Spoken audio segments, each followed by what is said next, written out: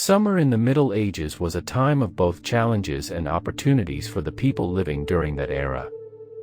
The Middle Ages, often referred to as the medieval period, spanned roughly from the 5th to the 15th century, and the experience of summer during this time varied depending on factors such as geographical location, social class, and technological advancements.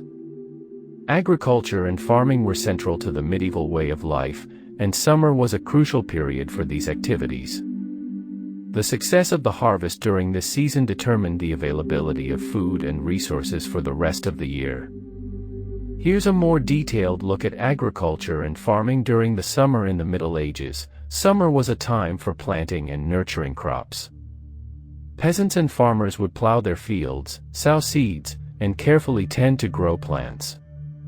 They would have relied on simple tools such as plows, hoes, and sickles for these tasks. Crops like wheat, barley, oats, and rye were commonly cultivated during the summer months. Livestock played a significant role in medieval agriculture. During the summer, animals such as cows, sheep, and pigs would graze in open fields and pastures. This not only provided them with food but also helped to fertilize the land naturally. Animals were also used for their labor, pulling plows or carts. Medieval farmers often practiced crop rotation to maintain soil fertility. Fields would be left fallow or planted with crops that helped replenish nutrients in the soil during the summer. This rotation system helped prevent soil exhaustion and improved overall agricultural productivity. The culmination of summer's efforts was the harvest season. Depending on the region and the type of crop, harvesting could take place from midsummer to early autumn. Peasants and laborers worked together to gather ripe crops, using sickles or scythes to cut the plants. Once harvested, the crops would be threshed to separate the edible grains from the husks. After the harvest, a crucial task was storing and preserving the crops for the coming months. Grains would be stored in granaries, and fruits might be preserved through drying or making preserves. Techniques such as salting and smoking were also used to preserve meat. Summer wasn't without its risks. Unpredictable weather patterns, pests, and diseases could all threaten the success of the harvest. A poor summer harvest could lead to food shortages, famine, and increased vulnerability to disease. The church played a role in organizing agricultural activities as well. Ecclesiastical calendars often dictated the timing of planting and harvesting, with specific feast days and religious events influencing when certain tasks were performed. The church also owned significant amounts of land and often had its farms. In summary, summer in the Middle Ages was a time of intense agricultural activity, where the success of the harvest determined the community's well-being for the upcoming year.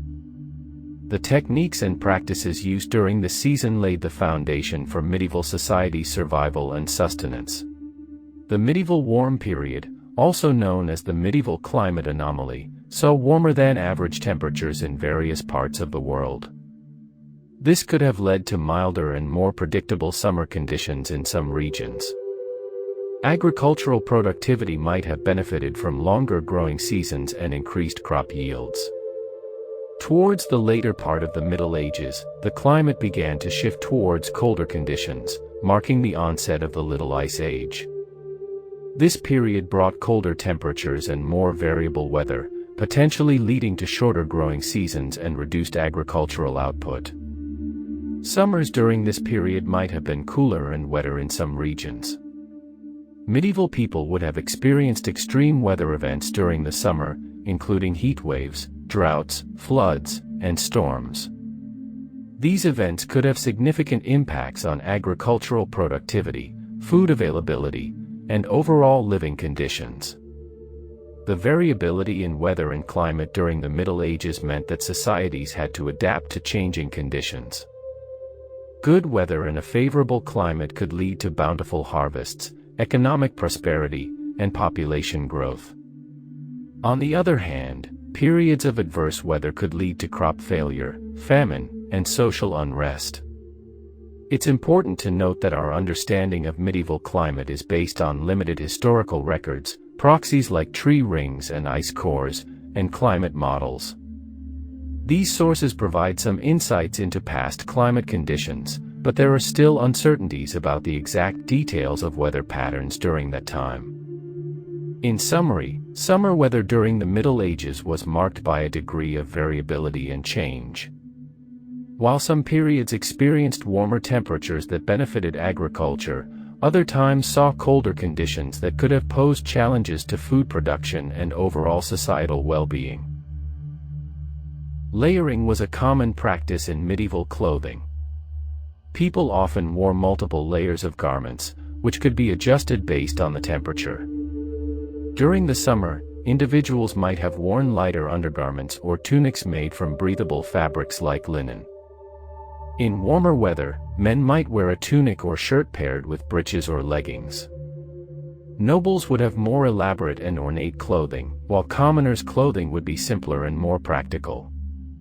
Accessories like belts, hats, and cloaks were also worn.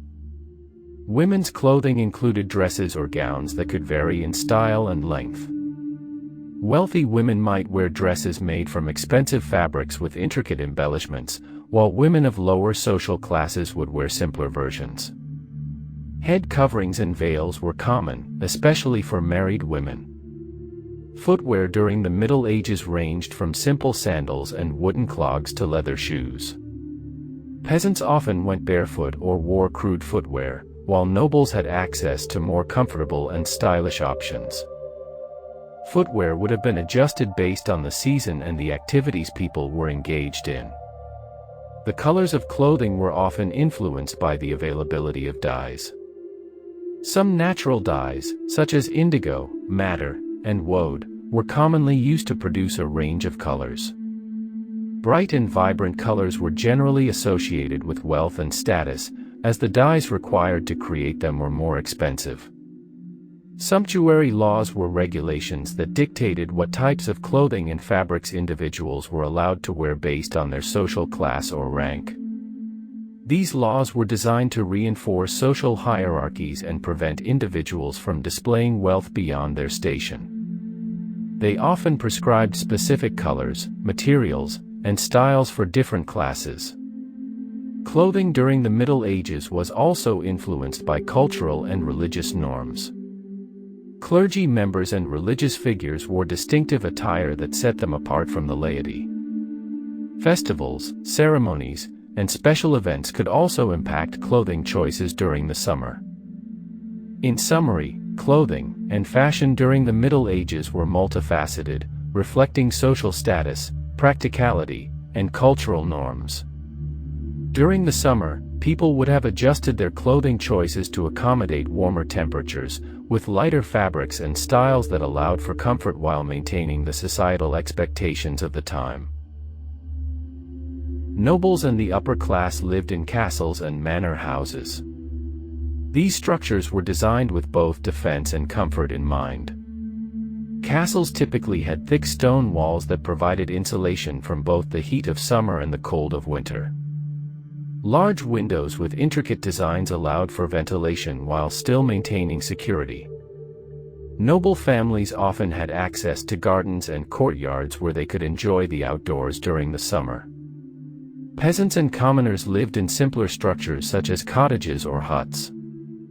These dwellings were often made from materials like timber and thatch. Thatched roofs provide insulation and ventilation, but they could also become quite hot in the summer. Living conditions for peasants were modest, with limited space and basic amenities. While air conditioning as we know it today didn't exist, medieval architects were adept at designing buildings to maximize natural ventilation and cooling. Buildings were oriented to take advantage of prevailing winds, and windows were strategically placed to allow for cross-ventilation. Some castles and manors had architectural features like louvers or clerestory windows that helped regulate temperature. During the summer, people across social classes spent more time outdoors to escape the heat indoors. Gardens, courtyards, and open spaces within castles or manors provided areas for relaxation and socializing. These outdoor areas were often adorned with plants, benches, and fountains. In towns and cities, living conditions could be cramped and challenging. Medieval cities often had narrow streets and closely packed buildings that limited air circulation.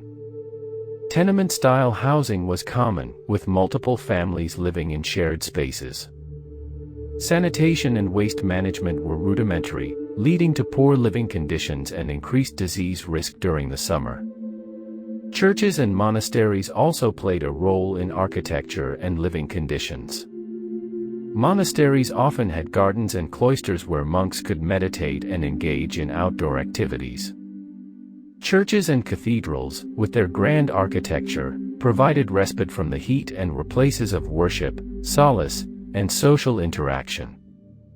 Technological advancements during the Middle Ages influenced living conditions. The availability of glass for windows improved insulation and allowed for more controlled environments. Some castles and manors had fireplaces or primitive chimneys that could be used for cooking and heating, which also impacted living comfort during the colder months. Hygiene and sanitation practices were limited during the Middle Ages, contributing to health challenges. Lack of proper waste disposal and overcrowded living conditions in urban areas could lead to the spread of diseases during the summer. In summary, summer in the Middle Ages was a time of intense agricultural activity, celebrations, and challenges. It shaped the lives of people across different social classes and regions, impacting everything from daily routines to clothing choices and leisure activities. Thank you for watching. Please subscribe for more videos.